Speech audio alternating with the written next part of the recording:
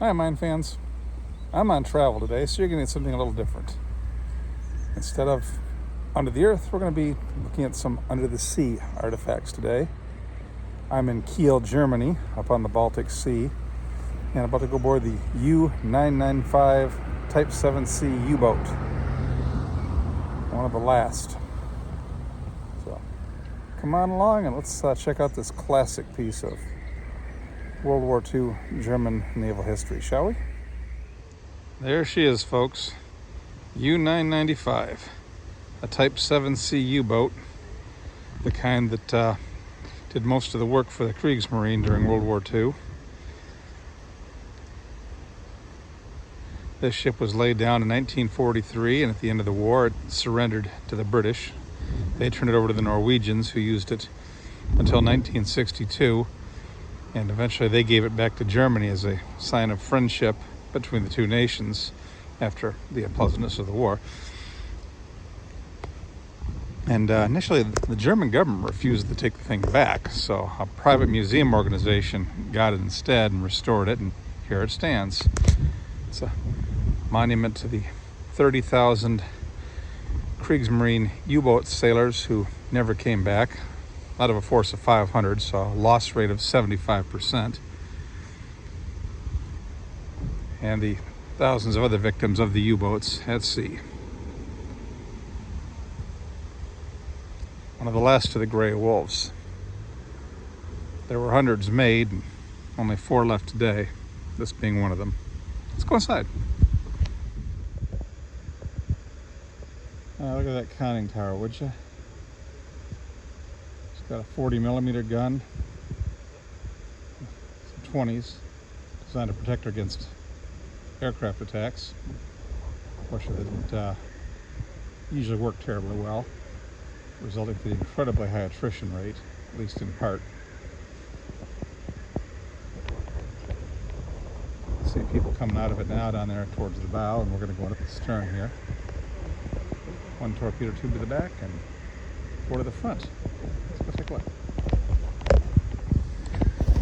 Yeah, it's a little windy out here in the Baltic Sea today. People are parasailing.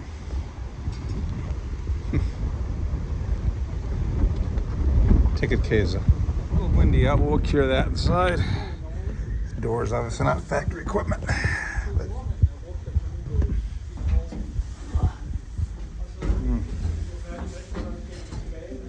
rear torpedo room. Only 1 here. The American boats had 4, but this is a smaller boat. This place is about half what the American fleet boats did.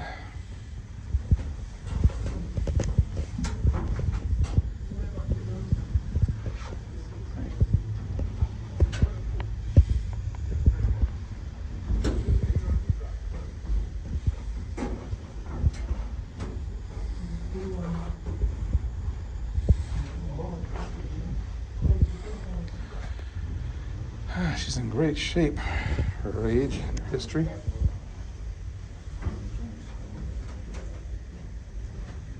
It's be the electric motors. I'm doing my best to give everyone else some space and let them get out of the way while I film, and vice versa, stay out of their way. So this may take a bit. So unlike the American boats, which had its 4 diesels and electric motors that could be decoupled and run off the electrics. The diesels here always turn the electrics.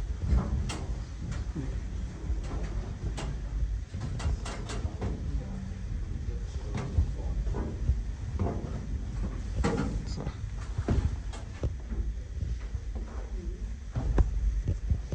the American boats could run directly on their diesels if they so choose, or a combination of some propulsion, some electric charge. These always charge the batteries and ran the electric motors back there.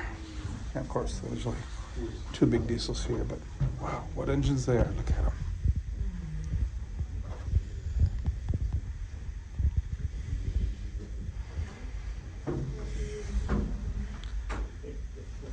I'd like to hear these run.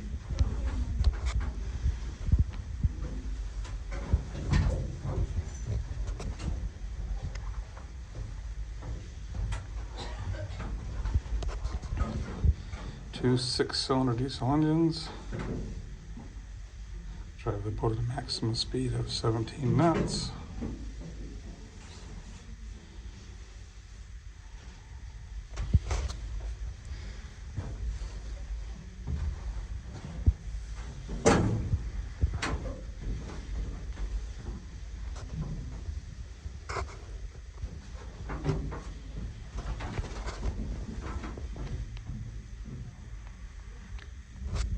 Each engine had its own telegraph.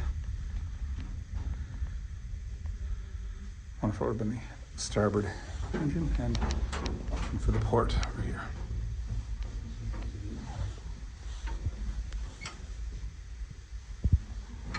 And of course they got these locked down so I can't play with them, which is probably smart on their part. Cylinder temperature gauges for each engine.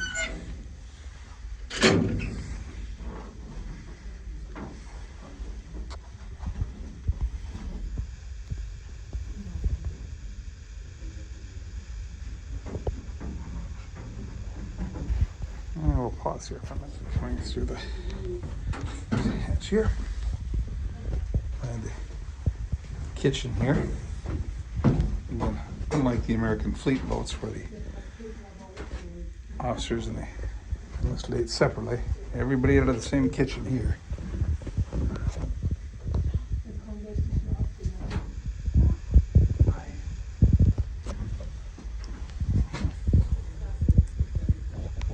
Pretty cramped.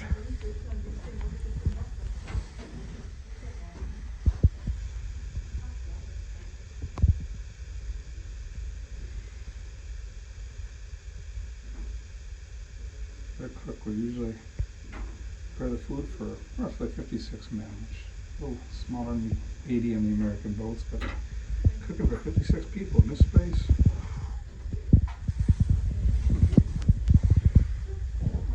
One of the bunk spaces here were 2, 4, 6, 8. And of course the sailor short hot bunk where if you were working you're out of the bunk and somebody else was in it.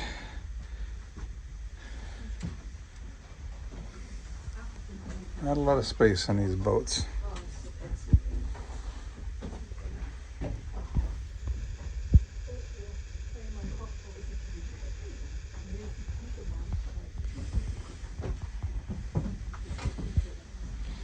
Yeah, these had to be fun to dive through in a hurry. Actually, you've seen me do it on other boats.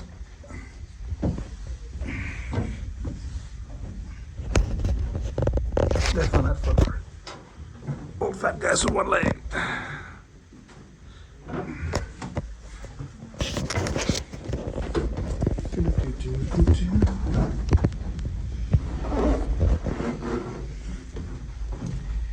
Here we look, submarine stuff.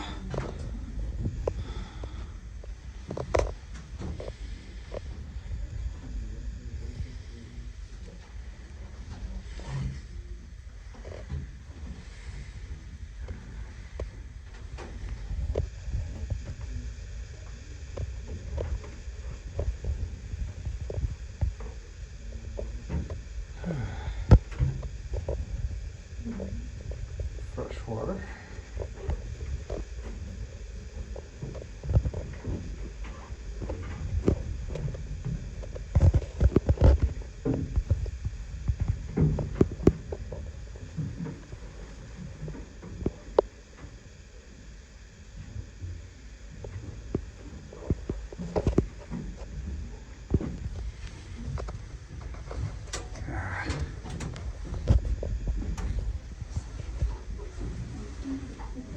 And the control room where everything was run from. Again, very cramped, not a lot of space. Conning tower up there, as is the case with almost every U-boat or American sub we've been on. You can't get up there.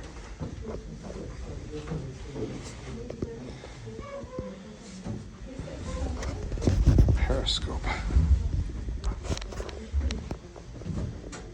Can't see anything. Doesn't rotate anymore. Stern and bow planes. Port planes.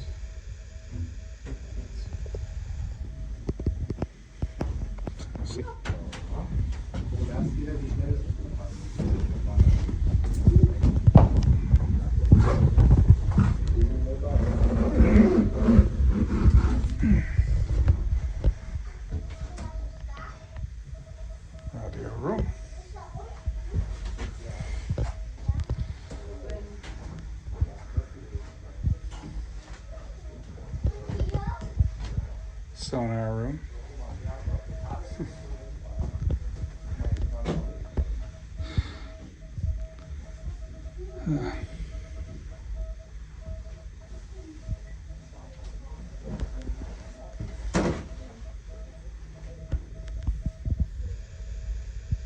Once a year, was the first weekend in June, the radio room of U-995 will come to life again during International Museum Ships Weekend Radio event organized by the Battleship New Jersey Amateur Radio Group, Salute. Several international former naval radio operators contact many of the different museum ships all over the world using Morse code and voice with a call sign DLODMB.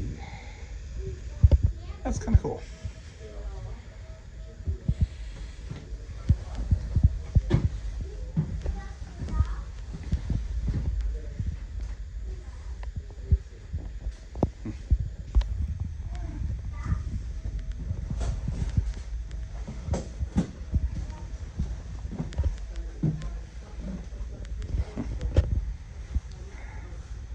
Small bunks again. I think the only one that's a single like that would be the captain's, which at the time would have been shielded off by a curtain.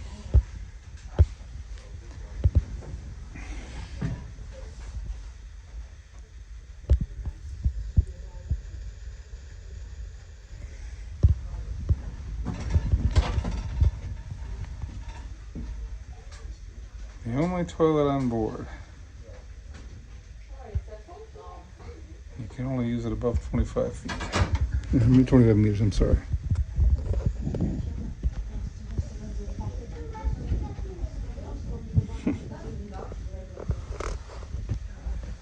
There we go, the business end.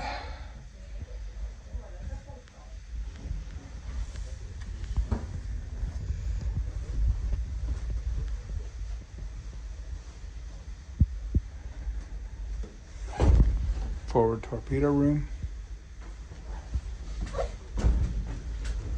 The hatch where they'd load the torpedoes in from.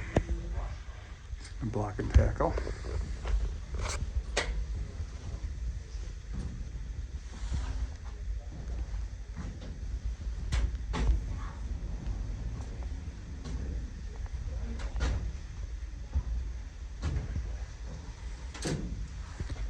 Interesting mechanism for working the torpedoes out and moving it to whichever tube you wanted it to. And we have 4 tubes up front, unlike the 6 on the American boats. But again, these are smaller.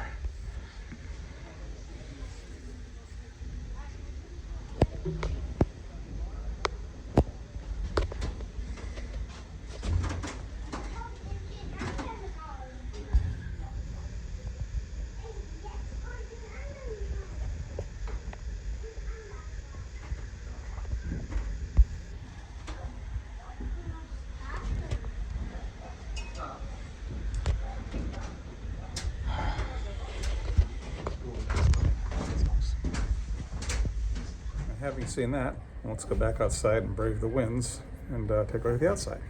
Here's our bow on the outside, which would be port side. So your torpedo tubes are forever sealed up with welded steel plate. Oh look, Dachshunds. Awesome. There you go, funny in German.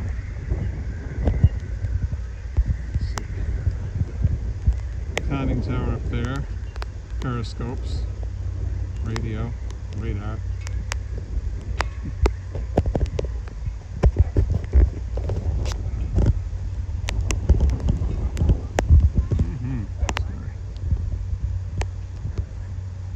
Windy day on the Baltic Sea.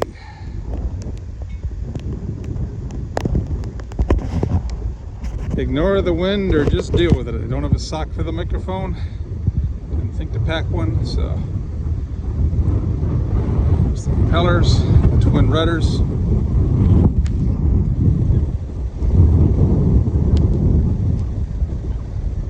And the stern torpedo tube, also sealed up forever. They're serious about this thing not getting back to work. It's just a beautiful boat. I'm gonna correct myself in the guns up there. I think taking a closer look at them, I think they're 12.7s, not 20 mil. They stuck all sorts of ordnance on these things towards the end of the war, trying to keep the aircraft off them. And we'll look out over the Baltic. See people parasailing. At least they're enjoying the wind.